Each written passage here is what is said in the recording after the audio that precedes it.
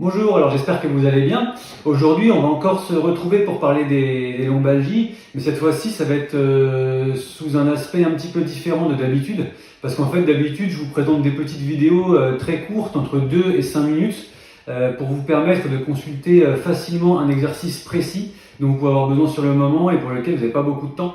Donc c'est assez pratique pour pouvoir chercher dans les vidéos et les consulter assez rapidement. Donc aujourd'hui, on va vraiment essayer de résumer un petit peu tout ce qu'on s'est dit dans les vidéos précédentes, donc elles vont être un petit peu plus longue. Et en fait, on va traiter un petit peu la vidéo d'aujourd'hui comme ceci. On va refaire un petit rappel anatomique au sujet des lombaires.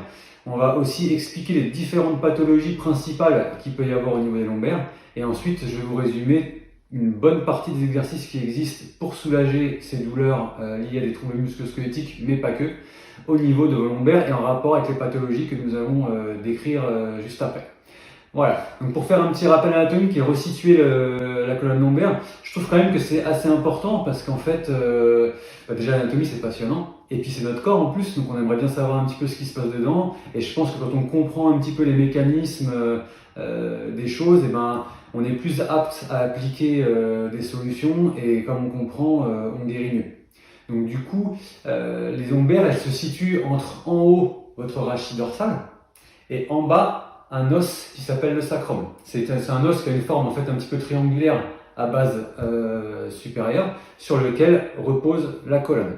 Sur les côtés en fait de la colonne lombaire se trouvent ce qu'on appelle les crêtes iliaques. Vous savez, c'est des os qui sont assez larges que vous pouvez palper sur le côté de votre bassin. Et ces vertèbres, elles sont au nombre de 5. Entre chaque vertèbre, il y a ce qu'on appelle des disques intervertébraux. Les disques intervertébraux, en fait, ce sont des, comme j'ai déjà expliqué, des petits coussins en fait constitués d'un anneau fibreux et de plein de fibres circulaires autour qui jouent un rôle en fait d'amortisseur des pressions et qui vous aident justement à subir et adapter toutes les contraintes que vous subissez tout au long de la journée. Voilà. Et en avant de cette colonne lombaire, on retrouve la plupart de vos viscères. Il y a aussi des rapports avec plein de nerfs et plein de vaisseaux à ce niveau-là. Donc c'est une région qui est vraiment importante et c'est un gros carrefour, il se passe beaucoup de choses. Biomécaniquement, si vous voulez, en fait, elle permet plusieurs types de mouvements. Elle permet des mouvements de flexion, d'extension, elle permet des mouvements d'inclinaison droite et d'inclinaison gauche. Elle permet aussi des mouvements de rotation gauche et de rotation droite. Et si vous voulez, en fait, biomécaniquement, le mouvement qui est le moins présent au niveau de la colonne lombaire, c'est les rotations. Quand on va un petit peu trop loin dans les rotations, on risque de cisailler un petit peu le disque vertébral et de le mettre un petit peu en porte-à-faux. Voilà pour ce qui est des rappels anatomiques, comme ça maintenant on situe bien le sujet. Et par rapport à cette région-là, il y a des pathologies, on va dire, principales qui ressortent, notamment les lumbagos. Donc un lumbago, qu'est-ce que c'est en général, c'est des douleurs qui vous prennent du milieu du dos et qui descendent grosso modo en fait jusqu'au niveau de votre pli fessier. La plupart du temps, c'est dû à des tensions musculaires. Dans 9 cas sur 10, ça se résolve, on va dire, naturellement. Par contre, ça peut durer parfois entre 3 et 6 semaines. Donc, même si ça se résolve naturellement, 3 à 6 semaines, ça peut paraître quand même un petit peu long. Donc, dans ces cas-là, si les exercices que je vous donne ne suffisent pas, ou si la douleur est vraiment trop intense, n'hésitez surtout pas à consulter votre médecin, votre ostéopathe ou votre kiné. Ils auront sûrement des solutions à vous proposer qui pourront vous soulager beaucoup plus rapidement. Donc, le lumbago est effectivement à des tensions musculaires, et parfois, ce lumbago, il est accompagné de ce qu'on appelle une radiculalgie. Une radiculalgie, en fait, c'est une inflammation d'une racine nerveuse. En fait, au niveau de votre colonne, il y a la moelle épinière qui passe, et à chaque étage lombaire, il y a des racines nerveuses qui sortent et qui s'occupent d'innerver les muscles correspondant aux racines. Et cette racine, parfois, elle peut être un petit peu irritée, ce qui l'inflamme, et ce qui donne un trajet, en fait, grosso modo, qui descend de votre fesse, qui passe à l'arrière de la cuisse, à l'arrière du mollet et sous le pied. C'est ce qu'on appelle une sciatique. Ou alors, grosso modo, pareil, au niveau de la cuisse, devant, et de la jambe, devant. Donc je dis grosso modo, en fait, parce qu'une crualgie, une sciatique, comme ces nerfs sont composés de plusieurs racines, suivant la racine qui est comprimée, le trajet peut être légèrement différent, en fait. Et ces sciatiques ou ces cruralgies, la plupart du temps, en fait, elles sont dues à des hernies discales. Alors, une hernie discale, qu'est-ce que c'est? c'est une déformation de ce que je vous ai dit tout à l'heure, du disque intervertébral. En fait, le noyau est déformé et déforme à son tour tous les petits anneaux fibreux qu'il y a à côté. Et ces petits anneaux fibreux qu'il y a à côté, elles peuvent comprimer une petite racine et donc du coup provoquer une inflammation et créer la douleur que vous pouvez ressentir quand vous avez la sciatique ou la cruralgie. Il existe aussi en fait des douleurs de lombalgie qu'on appelle, qui ne sont pas des lombalgies communes, qui sont des lombalgies qu'on appelle, enfin qui sont communes, pardon, excusez-moi, mais qui sont des lombalgies chroniques. Donc dans ces cas-là, on parle de chronicité quand on est au-delà des 3 mois de douleur. Ou alors il peut y avoir ce qu'on appelle des lombalgies récidivantes, c'est-à-dire que vous faites une lombalgie et on va dire moins d'un an après, vous rechutez en fait. Et ça, il y a un risque de passage à la chronicité. C'est pour ça qu'il faut absolument en fait les surveiller, ce genre de lombalgie, parce qu'en fait, si on passe vraiment à la chronicité, là, il y a un risque de désinsertion sociale. Et donc, ça peut être une petite catastrophe. C'est pour ça qu'il faut vraiment prendre le patient dans sa globalité et prendre en compte le contexte biopsychosocial des personnes. Donc c'est pour ça qu'il faut toujours essayer d'être de ne pas être trop stressé quand on peut l'éviter, de faire en sorte, en tout cas quand on l'est, de l'être moins, par différents biais dont on parlera dans d'autres vidéos. Donc, et effectivement, comme je l'ai dit tout à l'heure, où je me suis un petit peu trompé, c'est qu'il existe donc des lombalgies communes, comme je viens de vous en parler, mais il existe aussi des lombalgies qui ne sont pas communes, c'est-à-dire qui peuvent être liées à d'autres raisons, d'autres facteurs qu'une hernie discale ou qu'une tension musculaire. Mais ça, on en reparlera aussi dans d'autres vidéos, c'est plus compliqué. Et malheureusement, c'est pas toujours avec des petits exercices qu'on peut les soulager. En tout cas, ce que je peux vous dire ou ce que je peux vous conseiller, c'est que si vous sentez que votre lombalgie se modifie, que les symptômes changent, ou alors qu'il y a vraiment une apparition de douleur brutale qui n'est pas habituelle, de consulter votre médecin qui lui, en fait, s'il le juge nécessaire, vous fera pratiquer des examens complémentaires ou non. Et effectivement, ça vous permettra d'investiguer une cause autre que celle dont je vous ai parlé. Voilà, donc là on a fait un petit peu le tour de la théorie. Donc ce que je vous propose, c'est qu'on se quitte une petite minute et je reviens tout de suite pour vous présenter tous les petits exercices qu'on peut faire lorsqu'on souffre un petit peu du dos, que ce soit de lumbago ou de sciatique. À tout de suite. Voilà, alors maintenant que je suis bien installé, je vais enfin pouvoir vous décrire les exercices qu'on a vus déjà lors de précédentes vidéos, mais qu'on va mettre tous à la suite les uns des autres, pour que vous puissiez vraiment avoir un résumé global des exercices que l'on peut faire lorsqu'on a mal au dos.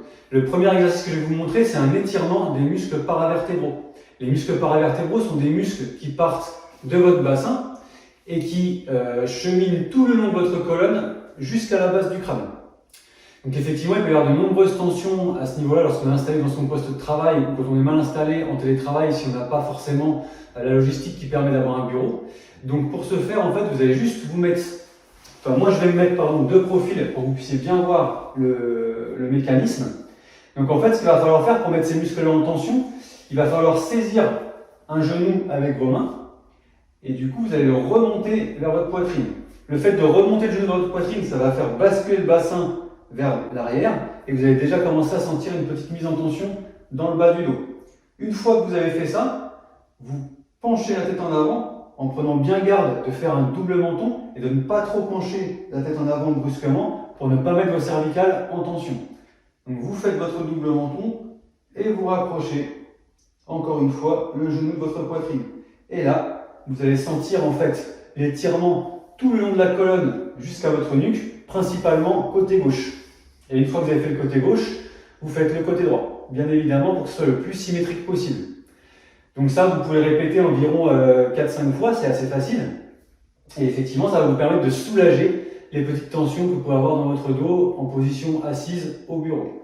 Le deuxième exercice que je vais vous montrer, c'est un exercice pour renforcer les muscles paravertébraux. Donc pour leur redonner un petit peu de résistance, parce qu'en fait ce sont des muscles posturaux, des muscles de résistance qui servent à tenir longtemps dans une position prolongée. Et le fait d'être assis en télétravail avec un dossier, souvent ça rend ces muscles feignants, ils ne remplissent plus du tout leur fonction. Donc là encore une fois, je vous mets le profil pour que vous puissiez bien capter un petit peu ce que je suis en train de faire. Donc cette fois c'est très simple, pour étirer on s'est enroulé, donc là pour les contracter on va faire le contraire, on va se redresser. Donc du coup, vous partez d'une position, les épaules légèrement roulées vers l'avant, et vous vous redressez, et avec la tête, vous essayez de toucher le plafond. Et vous maintenez la position pendant 15 à 20 secondes. Vous pouvez même gainer un petit peu les abdos pour éviter de trop cambrer et de mettre sous tension votre colonne lombaire. Vous vous mettez comme ceci et vous restez 10 à 15 secondes. Vous vous enroulez, vous reposez un petit peu et vous recommencez. Il existe une variante aussi avec les bras en l'air. Vous enroulez et vous déroulez vers le plafond. En pensant à bien gainer les abdominaux, et là effectivement vous allez sentir cette fois-ci une contraction de l'ensemble de vos muscles, et là vous pouvez maintenir les positions autant de temps que vous voulez, 20-30 secondes, 1 minute, vraiment selon votre ressenti. Vous pouvez même progresser avec le temps, et donc du coup vous allez aider ces muscles à devenir résistants et à limiter les douleurs que vous pouvez avoir dans le dos. Maintenant, je vais vous montrer un exercice pour jouer sur l'inclinaison de vos vertèbres lombaires. Donc ça c'est très simple. On l'avait déjà vu dans une vidéo précédente, vous mettez une main entre vos omoplates, par exemple moi c'est ma main gauche, avec ma main droite je vais venir saisir mon coude gauche et doucement je vais incliner en ayant les pieds bien à 90 degrés, mon buste sur le côté droit. Et donc là c'est un peu global, hein, vous allez quand même sentir tout un étirement sur le côté et vos vertèbres lombaires qui basculent en inclinaison. Vous revenez en position neutre et vous faites la même chose de l'autre côté. Vous maintenez les positions 20 à 30 secondes et vous alternez 4-5 fois de chaque côté. Donc là, je le répète, on va mobiliser les vertèbres en inclinaison, qui sont en fait un de leurs paramètres biomécaniques. Et une fois que vous avez fait ceci, ou avant, ou comme vous voulez, vous pouvez même travailler les vertèbres lombaires en rotation. Et vous vous souvenez, je vous avais expliqué qu'en fait, les vertèbres lombaires n'aiment pas trop la rotation. Donc cet exercice, on va être particulièrement vigilant en le faisant, c'est-à-dire qu'on va être soit assis sur une chaise, donc là je vais vous montrer comme ça, pour que le bassin soit fixe. Parce que je ne veux pas que vous ayez trop loin dans les amplitudes et que vous cisaillez votre disque. Donc là vous placez les paumes de vos mains en fait vers l'extérieur, vous vous tenez bien droit, vous gainez un petit peu les abdominaux, vous prenez une grande inspiration et vous soufflez. Et là vous voyez, comme mon bassin est fixe, je ne peux pas aller très loin. Je ne vais donc pas dépasser la physiologie de mes lombaires et je ne vais donc pas cisailler mon disque intervertébral. Vous inspirez et vous soufflez. Voilà. Et vous pouvez faire 7-8 allers-retours comme ça assez facilement. Voilà. Maintenant, je vais vous montrer comment on peut étirer le muscle piriforme ou pyramidal. C'est un muscle horizontal qui se situe dans votre fesse et qui peut être responsable parfois de sciatique ou de sciatalgie, en tout cas il peut être mis en cause. Donc ça, c'est encore une fois, c'est relativement simple. En position assise, vous allez prendre votre jambe droite pour étirer le muscle piriforme droit. Vous allez le poser sur votre genou gauche. Pareil, vous vous tenez bien droit. Et déjà, vous pouvez sentir une tension sur votre fesse. Alors moi, comme je ne suis pas très souple, je la sens tout de suite.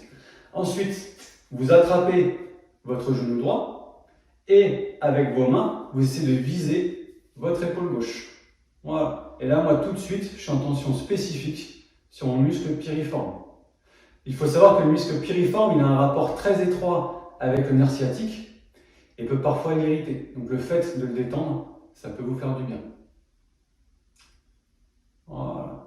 Et on relâche la position. Et ensuite, forcément, comme d'habitude, vous faites la jambe opposée pour vraiment créer une symétrie. Et pareil, on peut faire 4 à 5 séries de 20 à 30 secondes. Voilà pour les exercices assis. Maintenant, je vais vous montrer comment on peut faire quelques exercices, les mêmes que je viens de vous montrer en variante debout. Donc, pour les inclinaisons lombaires, c'est très simple. On reprend la même position, on gaine bien les abdos et on s'incline d'un côté. On revient en position neutre et on s'incline de l'autre côté. Pour les rotations, si vous êtes debout, faites bien attention parce qu'encore une fois, je veux que votre bassin soit fixe. Je ne veux pas que vous fassiez comme ceci. Vous voyez là, j'ai une grande amplitude et si je fais comme ça, je commence à mettre des tensions qui ne sont pas très bonnes sur ma colonne lombaire. Donc on va faire attention à garder le bassin bien fixe. On inspire et on souffle.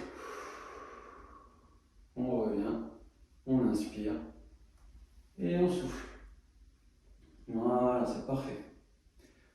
On revient en position neutre et maintenant je vais vous montrer un petit mouvement d'étirement global de toute la chaîne postérieure. Donc là on va étirer aussi même un petit peu les ischios et les mollets.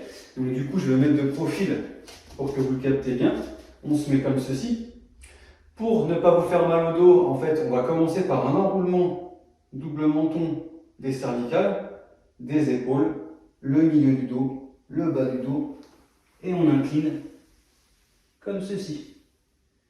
Essayez, si vous pouvez, de ne pas faire d'à-coups, hein, pour pas que ce soit trop violent au niveau de la tension sur vos muscles ischio-jambiers ou sur votre bas du dos.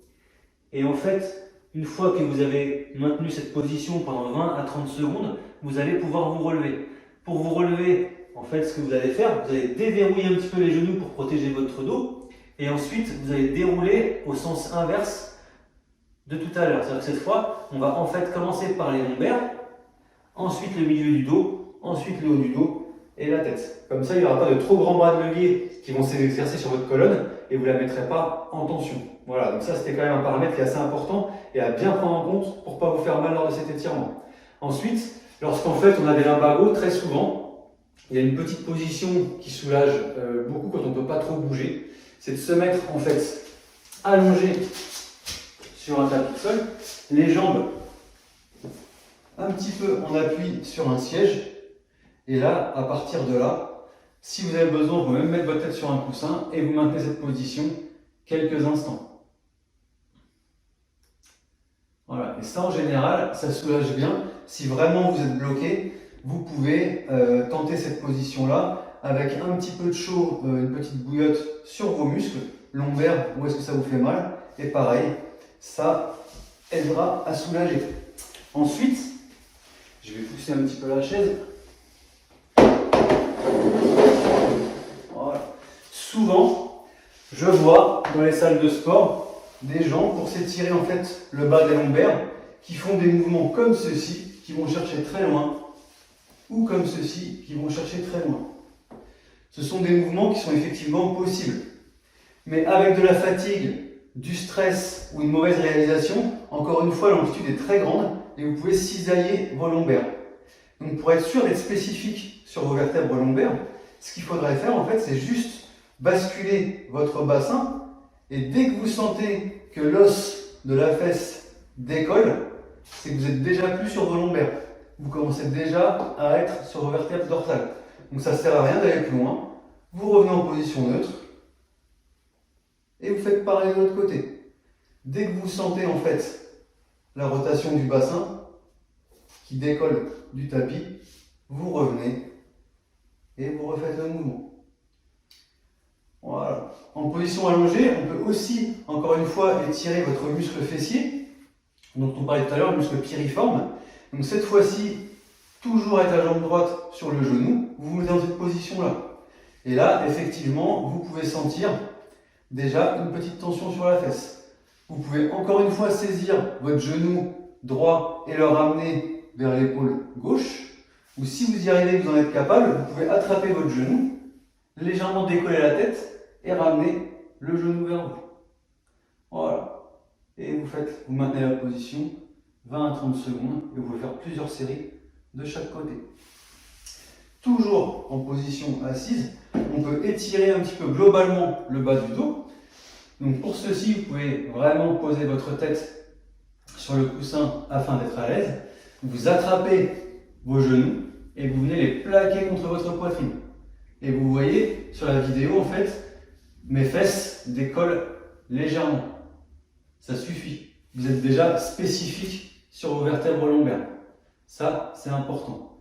Et enfin, je vais vous montrer un dernier exercice où vous étirez le muscle psoas. Donc le muscle psoas, on avait déjà parlé dans une vidéo précédente. C'est un muscle en fait qui s'insère sur toutes vos vertèbres lombaires et qui a un trajet vers le bas et vers le dehors pour se terminer au niveau de votre fémur. Ce muscle, il est responsable en fait de la flexion de cuisse vers le bassin et grosso modo, il vous aide en fait à passer du passage allongé à assis ou de assis à debout. Et ce muscle, lorsqu'il est contracté, si on prend un point fixe au niveau de vos jambes, il peut tirer très fort sur votre dos et dans les lumbagos, il peut être en partie responsable des douleurs que vous pouvez ressentir. Donc pour l'étirer, il faut se mettre effectivement en position chevalier servant. La jambe qui est devant ne sera pas tout à fait à 90 degrés, mais on va dépasser les 90 degrés. Vous voyez que mon bassin regarde naturellement vers le côté. Donc moi, qu'est-ce que je vais faire pour que ma colonne soit bien dans l'axe et ne pas être en porte-à-faux? C'est fermer en fait pour être vraiment bien droit. Une fois que je suis comme ça, je vais essayer en fait de récupérer l'angle de 90 degrés. Donc je vais pousser un petit peu vers l'avant, voilà, et me mettre comme ceci. Et là, vous allez sentir en fait un étirement, une tension sur le haut de votre cuisse. C'est que vous êtes en train d'étirer votre muscle psoas-iliaque. Donc vous vous maintenez bien droit, le regard à l'horizontale, et vous restez comme ceci pendant 20 à 30 secondes. Et ensuite, vous pouvez relâcher. Voilà, on a fait à peu près le tour de tous les exercices que je voulais vous montrer. Sachez qu'il en existe plusieurs autres, que ce ne sont pas les seuls. N'hésitez pas à les tester, à comparer et à voir ce qui vous fait du bien. Vous n'êtes pas obligé d'être en souffrance pour faire ces exercices et pour lutter contre les troubles musculo-squelettiques. Vous pouvez les faire en prévention. Ces exercices sont très intéressants. Donc n'hésitez pas surtout à commenter la vidéo s'il y a des points sur lesquels vous voudriez revenir. N'hésitez pas à commenter si vous avez vécu vous-même ce genre de situation et quels exercices vous avez utilisés ou comment vous avez fait pour vous en sortir. N'hésitez pas non plus à partager ou à liker ces vidéos, notamment aux personnes qui pourraient en avoir besoin et à qui ça pourrait être utile. Et n'hésitez pas non plus à vous abonner sur notre page si vous avez aimé nos vidéos. Voilà, je vous souhaite une très belle journée et surtout, prenez soin de vous.